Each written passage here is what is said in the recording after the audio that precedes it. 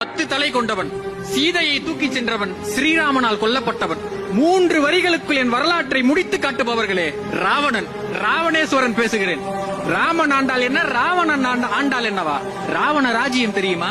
என் கோட்டை சுவற்றை தாண்டுவதற்கு வெளிச்சம் காற்று என் காலன் கூட நடுங்குவான். சொன்னது நான் கிடையாது, எதிராளி அனுமன். என்னுடைய நகரத்தை சுத்தம் செய்வது நான் வென்றெடுத்த தேவாதி தேவர்கள். ஆனால் பாவம் என்னுடைய மக்கள், அவர்களுக்கு கொண்டாட்டம் என்றால் தெரியாது. காரணம், உலகத்தில் கவலை என்று ஒன்று இருப்பது தெரிந்தால் தானே கொண்டாட்டத்தை உணர முடியும். இசையையும் பாடலையும் மட்டுமே கேட்டு கேட்டு பழகிய காது என் மக்களுடைய காது. ஒரு நாளும் அழுகையும் புலம்பலும் அவர்களுக்கு என்னவென்றே தெரியாது. யார் என்ன சொல்வது? எனக்கே தெரியும் என்னுடைய சாவிற்கு காரணம் நான் செய்த தவறு.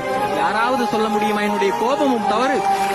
வரலாறு முழுக்க வீழ்த்தப்பட்டால் அவன் வீரன் கிடையாது, அப்படித்தானே? இனி 3 உலகத்திலும் என்னால் வெல்லப்படுவதற்கு எவனுமே கிடையாது என்று 20 கைகளையும் சும்மா வைத்திருப்பது எப்பேற்பட்ட கொடுமை.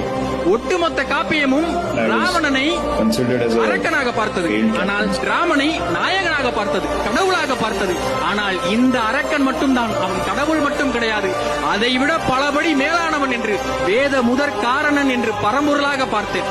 அப்படிப்பட்ட ராமன் வேதம் உள்ள வரைக்கும் இந்த உலகத்தில் பேசப்படுவான் என்றால், எதிர்த்து நின்று செத்துப்போன இந்த ராவணனும் உள்ள வரைக்கும் பேசப்பட்டுதான் கொண்டிருப்பான். இன்றைக்கும் சரி, என்றைக்கும் சரி, அவன் கோயில் கட்டி வணங்கத்தக்கவன் தான். வணக்கம்.